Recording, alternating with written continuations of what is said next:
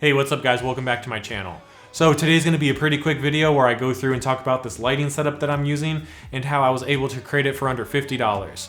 I'm going to break it down and show you just how easy it is for you to recreate it yourselves and how it's a perfect option for any beginners or possibly somebody who's looking to add some lighting to their videos to make them look a little bit more cinematic. So for this setup, I'm using 3 different lights. I have my main key light right here in front of me and a little bit off to the side. I'm using a practical desk lamp that you can see over my left shoulder. And then I have another light that I mounted on my wall close to the ceiling that's pointing down and acting as my backlight. Okay, so you're probably wondering where I got the lights. For the desk lamp, it was something that I already had. I just pushed it into the corner and turned it on.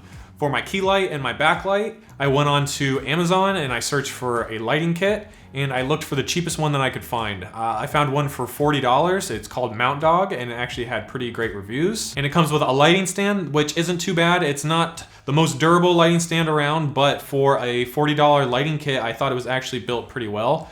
It comes with 2 135 watt bulbs that are 5500 Kelvin. And a softbox with some diffusion that you can mount to the top of your lighting stand. This softbox setup is what I used as my key light. And then for my backlight, I went to Walmart and bought a clamp light for about $7, and then I used that second bulb in this light. Okay, so what I'm gonna do now is turn off all the lights in the room and then turn them on one at a time to show you exactly what each one of these lights is doing, and then I'll show you exactly where I have them positioned inside of the room.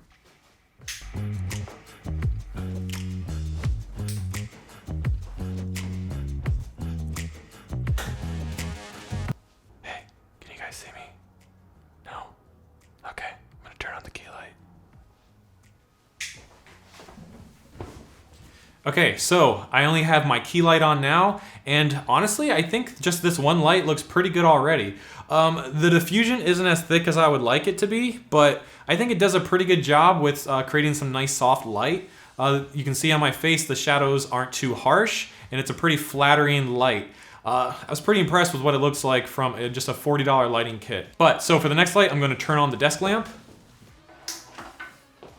Okay, desk lamp is on, and as you can see, it illuminates that corner. It brings up the desk a little bit, and I like that it's 3200 Kelvin, and it's a nice color contrast with the daylight balanced lights from these 2 lights. And it just has a little bit of a warmer look, and I just like the mixture of the color back there, and it just brings up the background a little bit more. Okay, and then I'm just gonna go ahead and turn the backlight on again. What it's gonna do is come in and illuminate my hair a little bit, add some light to the side of my face and my neck, and then outline my shoulders, and it's gonna separate me from the background a little bit more. I do like the shadows that just this one light is creating on this side of my face, but I think it's a little too moody for what I'm trying to do with like a YouTube setup. But I actually do like the shadows, and it could be good for like a moody kind of setting, some kind of tone that you're trying to do for like a short film or something. Okay, and there you go, I have the backlight on again. What I actually did for this backlight though was create kind of like a makeshift reflector for it. What I used for that was the box that the light stand came in. I cut one of those corners all the way down so I could flatten it out, and then I cut off those edges and then rolled it up a few times to make it more flexible, and then added some slits towards the bottom to help bend it a little bit more. And then I used some gaff tape to attach that around the edge of that clamp light, making sure that the white side of the box was on the inside so that it reflected some of that light, and then it made it more directional so that it would come down exactly where I pointed it rather than it spilling out all over the background, because I didn't really like what the light looked like by itself without this reflector on it. And I'll show you really quick what it looks like with and without the reflector. Okay, so as you can see for this shot, I have the reflector off and there's a bunch of light spilling out all over the background. It's even going over to that corner where I have the desk lamp. And this isn't the look that I'm going for at all. I really want to be able to control the direction of that light and just having it hit my shoulders and the side of my face, and to just act as my backlight without brightening up the background at all. So now let's take a look what it looks like with the reflector on. And now you can see with the reflector, I'm able to control the direction of that light. There's no more spill on the background. It's going just exactly where I want it to be on my shoulders and on my back. And this helps to keep the background in the shadows a little bit more and making me the focus of the shot. I didn't like what it was looking like with that light spilling out all over the place. But all right, now that you saw that, let me go ahead and show you exactly where I have the light set up inside of the room. All right guys, so this is a behind the scenes look so you can see exactly how I have my light set up.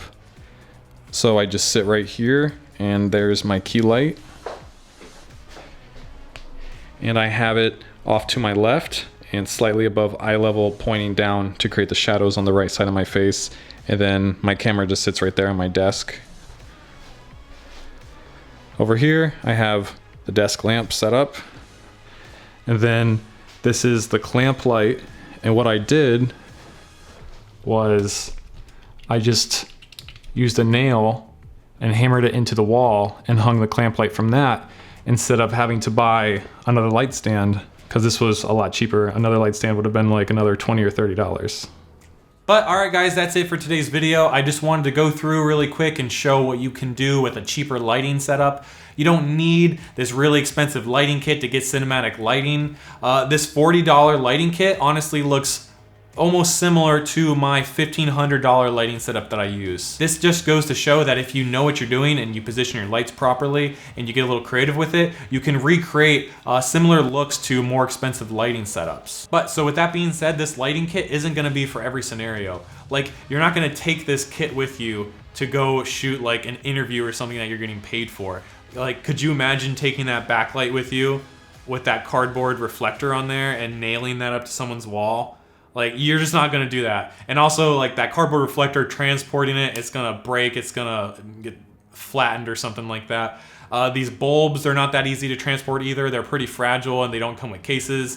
You have to stick them back in those boxes to carry them with you. And then, like I was saying earlier, this lighting stand is not the most durable. I wouldn't trust putting any other lights on these stands, but it works fine for this softbox because it's lighter and it just has a bulb inside of it. All right though guys, that's it. That's all I gotta say. Hopefully you enjoyed today's video, and for anyone who's looking for an affordable lighting kit that you can still create some cinematic lighting, I really hope that this video helped you out some. But thanks for watching, and I'll see you guys next time.